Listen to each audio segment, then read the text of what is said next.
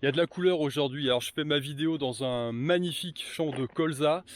Ça fait du bien hein, toujours de se connecter à la nature parce que ça nous rappelle qu'il y a quand même des choses bien tangibles ici sur Terre par rapport et en contraste avec tous les bobards qu'on veut nous faire gober. Alors j'ai appelé mon dernier livre Apocalypse 2030. C'est pas anodin, l'apocalypse c'est le voile du mensonge ou des mensonges qui se déchirent. 2030 c'est le fameux agenda, nos amis mondialistes du World Economic Forum. Alors on en parlera un peu plus précisément on va dire avec Piero San Giorgio demain soir, donc dimanche soir à 21 h, puisque il a eu la gentillesse de m'inviter sur son live hebdomadaire. Je vous mettrai le lien en dessous, alors je sais pas s'il va mettre ça en clair sur YouTube ou si ça va faire partie de son Patreon. C'est lui qui fait sa petite sauce. Toujours est-il que l'on se retrouve à 21 h pour discuter de toutes ces réjouissances. Alors revenons-en à ce voile du mensonge qui se déchire. Alors évidemment depuis 3 ans on a eu un florilège, hein. Je vous fais pas le dessin habituel, vous êtes au courant, hein, le fameux pangolin et puis le laboratoire P4 de Wuhan, la chauve-souris qui a fauté avec le fameux pangolin et qui crée une pandémie, mais alors digne de la peste, de la grande peste noire du XIVe siècle européenne. Bref, avec toutes les joyeusetés liberticides qu'on vous a servi derrière, le fameux Vax qui est censé protéger mais qui protège de que dalle. Par contre les effets secondaires, eux, eh ben, ils sont bien présents, et j'en passe, parce qu'on pourrait ajouter à la liste un tas de trucs, hein. Évidemment les petits contrats qui sont passés sous le manteau, il doit y avoir en plus des rétroconsessions, enfin il y a toujours une histoire de pouvoir et de pognon mêlée, c'est toujours assez simple. Rajouter une petite histoire de sexe là-dessus, hein. Voyez mon regard du côté d'Epstein là, il y a encore plein de dossiers qui sont intéressants à être explorés. Bref, le voile du mensonge, alors comme d'habitude, hein, on nous la joue toujours comme ça, hein. Vous vous rappelez de la petite fiole de jus de pomme, hein, agitée à l'ONU là pour justifier l'intervention militaire en Irak. Vous vous rappelez en France, pour ceux qui ont mon âge ou voire un peu plus, eh bien du fameux nuage radioactif de Tchernobyl qui contournait les frontières, parce qu'on a une exception en France, il y a plein d'exceptions, hein, l'exception culturelle entre autres, et puis l'exception nucléaire, voilà. On en a eu plein comme ça, hein. La boîte de conserve envoyée en 69 sur la Lune avec les mecs qui marchent, hein. Une boîte de conserve bien... Enfin, je veux dire, nos amis décorateurs étaient un peu pressés hein, quand même, parce que rajouter effectivement des lattes d'aluminium avec du scotch, bon, ça fait un peu moyen, hein. Alors bien sûr, il y en a qui vont me dire, oh là là, un complotiste, machin, on a marché sur la Lune, la conquête spatiale, t'y connais rien. On avait exactement dit la même chose par rapport au fameux laboratoire P4 de Wuhan. Quoi, un virus modifié par la main de l'homme? Mais tu es fou. Bien sûr, bien sûr.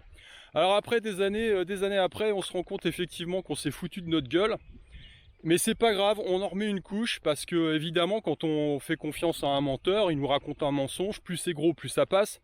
Et puis on a envie d'écouter le mensonge suivant. Je pense que là, il y a un souci. J'ai discuté avec des gens, ils ont un problème cognitif, hein, parce qu'ils se rendent compte que tous les gouvernements se foutent de leur gueule sur certains trucs, mais ils sont pas prêts mentalement à aller plus loin. Voilà, se dire que pour le Coco Circus c'est pareil, quoi. Alors que c'est vraiment, à mon sens, le plus grand foutage de gueule de l'histoire de l'humanité au XXIe siècle. Très clairement. Ensuite, on n'est pas loin, à mon avis, il faudrait ouvrir un Nuremberg 2.0. Hein. Bon, ça ne se fera pas tout de suite, hein, parce que évidemment, quand vous voulez mettre en place un instrument juridique, il faut que derrière vous ayez la force armée pour pouvoir asseoir ses prérogatives. Hein. Donc quand la justice est tenue par les mêmes, il y a peu de chances qu'il soit jugé. Bref. Donc voilà, donc des mensonges, il y en a à profusion. Qu'est-ce qu'on pourrait rajouter d'autre? Le Mozart de la finance, hein, le type là qui se promène avec ses 3000 policiers à chaque fois, les doubles protections de plaques là, parce qu'il a peur de se faire descendre. Bref, les drones, etc., les blindés, à chaque fois qu'il bouge, lui c'est carrément, je sais pas moi, c'est le PIB de la Tanzanie quoi, que ça en dépense. Donc ouais, Mozart de la finance, on en a un autre, hein, notre ami, comment il s'appelle déjà là, qui voulait détruire l'économie russe, hein. A priori il est meilleur en ce qui concerne la dilatation. Bref, il y en a certains, il ferait mieux de rester dans leur zone de compétence, hein. Lui, a priori, c'est les romans érotiques. Bon, donc voilà, c'est que ça tout le temps, c'est que ça tout le temps. À un moment donné, pourquoi faire à nouveau confiance à des gens, puisqu'en fait, vous allez me dire, c'est pas les mêmes à chaque fois. Oui, mais si, parce qu'en fait, c'est le système qui est conçu comme ça. Le système fait la promotion des pervers, des gens qui sont les plus malléables, on va dire, parce qu'il suffit d'agiter devant leur petite face ébahie des billets, la possibilité de satisfaire leurs plus bas instincts, y compris sexuels, voire leur perversité par rapport à l'abus du pouvoir, et puis on en fait ce qu'on veut, tout simplement, hein, voilà. Alors, en fait, moi, ce qui m'interpelle là-dedans, finalement, puisque je vous parlais de la conquête spatiale tout à l'heure, je suis tombé, à vrai dire, parce que je m'en fiche à la base, c'est pas mon truc, mais je suis tombé sur une vidéo très intéressante, ça dure plus de 2 heures ou 3 heures, je crois, où le mec démonte, mais alors point par point, toute cette connerie. Voilà. Alors c'est intéressant parce que finalement, il va se retrouver en face de gens qui vont défendre becs et ongles le narratif officiel. Alors c'est hallucinant en fait, parce que quelque part, on a bien vu le procédé se développer sous nos yeux ces 3 dernières années. Si vous avez suffisamment de pognon et d'influence, eh ben vous pouvez faire gober n'importe quoi à la masse. Et ensuite, vous avez une armée de gugus, une armée de clones, qui vont se charger de défendre la matrice que vous avez inventée. C'est fabuleux en fait, hein. D'ailleurs, dans le film Matrix, on le dit, hein, les Monsieur Smith, qui sont tous pareils, sont chargés de contrôler un petit peu tout le beans, mais les gens qui sont à l'intérieur de la matrice ne peuvent pas être débranchés. C'est-à-dire que si vous leur mettez tous les arguments sous leur nez, ils vont défendre absolument la matrice, parce que quelque part, eh ben, vous sapez leur base et vous sapez ce en quoi ils croyaient, et c'est pas possible. Donc dans cette histoire de conquête spatiale, c'est exactement la même chose, donc c'est assez marrant. Entre nous, ça pue le bobard à fond ce truc-là, hein. On retrouve plus les bandes magnétiques. Alors le mec qui a écrit un bouquin pour justifier tout ça, il a aucun intérêt, hein, mais il y croit à fond. Il dit ouais, non, parce que les bandes magnétiques ça coûtait cher à l'époque, donc ils les ont recyclées. Bien évidemment, l'événement le plus marquant de l'histoire de l'humanité depuis ces 2 dernières milliers d'années, l'homme marche sur la Lune et on a égaré les bandes magnétiques. Bien évidemment. Après, il y en a plein d'autres comme ça, hein, c'est savoureux. Enfin, après, charge à chacun de se faire sa propre idée. Mais bon, si vous voulez, à un moment donné, je pense qu'il faut réussir à se déconnecter soi-même. Quand vous avez inventé un mensonge, pourquoi vous faites encore confiance à des gens qui vous mentent perpétuellement? C'est là la question que je me pose, hein. Bon, on a eu des réponses de toute façon, puisque quand on met en place un système, les gens trouvent leur place à l'intérieur de ce système. Ils ne favorisent en aucun cas la liberté, ils favorisent la sécurité. Voilà. Le seul problème, c'est quand on arrive à une époque où cette sécurité elle est mise à mal. Pourquoi? Parce que très clairement, l'agenda, on le connaît hein, maintenant, hein, et il faut préserver les ressources naturelles. Avec la robotisation, il y a plein de masses de gens et de bras inutiles dont il va falloir se débarrasser. Et puis là, on est en train de nous jouer un truc avec la technologie qui progresse au niveau de la génétique, etc. On est en train de nous jouer un truc dégueulasse qui est quelque part tout simplement l'avilissement de l'être humain. Voilà, c'est aussi simple que ça. Donc quelque part, on s'inscrit dans un schéma qu'on a connu, qui est relaté dans tous les mythes de l'histoire de l'humanité à travers toutes les cultures, c'est l'opposition du bien et du mal. Alors en clair, c'est l'opposition des deux polarités qui sont manifestement en plus complémentaires. Bah oui, parce que comment je pourrais savoir moi si je progresse si j'ai rien en face de moi pour lutter? Je vous ai déjà expliqué cette histoire de la musculation, hein. La barre, je peux l'avoir de différentes façons. J'ai un poids lourd à déplacer, c'est une contrainte. Mais c'est aussi une opportunité pour moi de me développer, de grandir, de prendre en force. Bah là, c'est exactement la même chose. Hein, quand on prend le Coco Circus, il y a plein de gens qui se disaient, oui, si pendant la guerre, j'étais né dans les années 30, qu'est-ce que j'aurais été? Est-ce que j'aurais été résistant, machin? Ils se posaient la question, les gars. Il y en a plein qui ont la réponse maintenant. Ils seraient couchés comme des fiottes ou ils seraient devenus nazis, tout simplement. Parce qu'on a vu comment ça s'est passé pendant le Coco Circus, hein. Tout le monde agitait son petit QR code, ils étaient contents d'aller en terrasse pour montrer qu'ils avaient un passe-droit par rapport aux affreux complotistes. Donc voilà, c'est aussi simple, on a fait exactement le même truc, hein. Donc on a les réponses à ce moment-là. Donc voilà, qu'est-ce que je voulais dire d'autre par rapport à ça? c'est que on a ces deux forces d'opposition qui sont complémentaires, comme le yin et le yang, comme le blanc et le noir.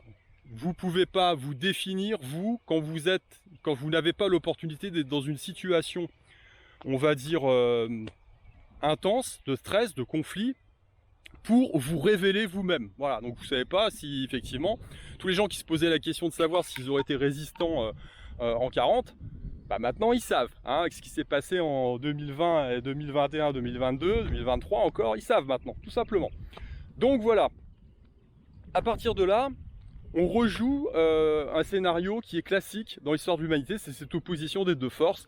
Reprenez par exemple les écrits de Tolkien, hein, qui a écrit Le Seigneur des Anneaux. Alors bon, si vous connaissiez pas l'ouvrage, vous avez au moins vu les films, hein. Bah, c'est exactement la même chose. Alors c'est intéressant en Tolkien parce que effectivement il y a les orques, hein, les orques qui sont à la base des elfes, les elfes qui sont un peu, on va dire, la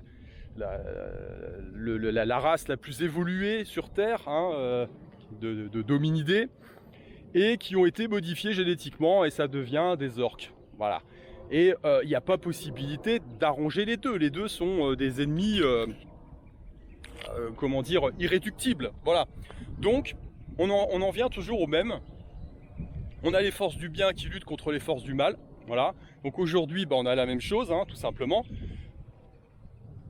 Dans le christianisme, on dit que le monde dans lequel on vit, c'est le prince de ce monde, hein, c'est Satan. Voilà, bon bah écoutez, je pense qu'il est à l'aise ici, hein, et de plus en plus d'ailleurs, hein. Donc on va installer petit à petit l'œil de Sauron, là, dans le Mordor, voilà. Et puis bah, on attend la fameuse communauté de l'anneau, hein, qui viendra sauver nos fesses, parce que là, bah, ça urge, hein, un petit peu quand même, hein. Bref, donc dans tous les cas de figure, ce qui est important de voir, c'est qu'on est vraiment à cette croisée des chemins, parce que cet avilissement de l'humanité, elle va passer par différentes choses. Alors il y a eu tout un travail de sape, c'est clair, hein, on a une involution complète, mais elle va passer par un avilissement qui va être scientifique, tout simplement, hein. Les fameuses injections diverses et variées qui nous sont promises, elles vont modifier notre génétique. Donc c'est un peu chiant, parce que si vous n'êtes plus qu'un légume, on va dire, qui consomment, enfin c'est déjà le cas pour beaucoup de gens, hein, mais bon bref, ils ont encore la possibilité de s'éveiller. Notre incarnation sur Terre n'aura plus aucune raison d'être, hein, très clairement. Mais ça ne pourra pas se produire, donc ils vont se planter.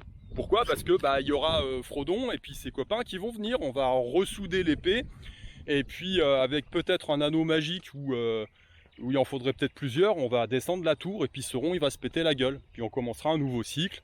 Et puis peut-être qu'après, ben, au bout de quelques milliers d'années, les gens auront oublié, ils se seront à nouveau plongés dans l'apathie, et puis ben, il faudra recommencer, parce que les forces du mal sont toujours là, hein, quelque part, hein, comme les forces du bien. Aujourd'hui, vous avez l'impression qu'il ne se passe rien, mais si, en sous-marin, il y a toujours des gens qui œuvrent, et puis des personnalités qui se révéleront à un moment donné, et ça ne sera pas des personnalités issus d'un système vérolé, puisque le système ne propose évidemment que les mêmes types de profils, mais des gens qui sortiront de l'ombre et puis qui auront des rôles à jouer qui seront clés à un certain moment. Bref, c'était ma petite réflexion du jour. Je vous retrouve pour les plus motivés d'entre vous, hein, demain soir à 21 h. Je vous mets le lien sous la description de cette vidéo. Donc je suis invité dans le live de Piero San Giorgio, 21 h demain soir. Allez, je vous dis à plus. Ciao.